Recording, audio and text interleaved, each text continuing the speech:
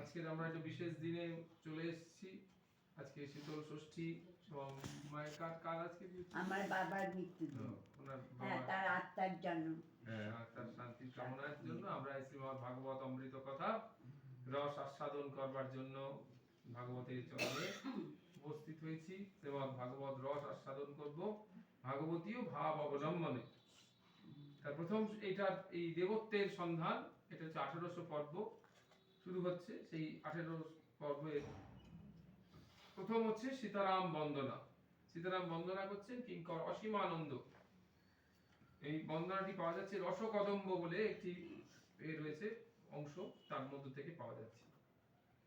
জগতের ত্রাণ হেতু তব আগমন, তবে কেন বৃথা চল করুণারায়ণ। অবতার, অবতার তত্ত্ব এই দুটি লাইনের মধ্য দিয়ে প্রকাশ পাচ্ছে। আমরা দেখি আমাদের চতুর্থ অধ্যায়ে ভগবান এই তত্ত্বের কথা বলেছেন।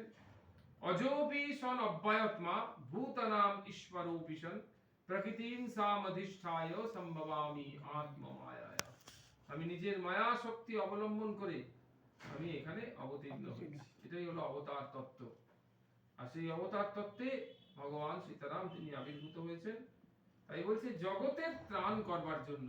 ভগবান গীতাতে বলেছেন আমার তিনটি কাজ, পরিত্রাণায় সাধুনাম বিনাশায় চ দুষ্কৃতম ধর্ম সংস্থাপনার্থায়।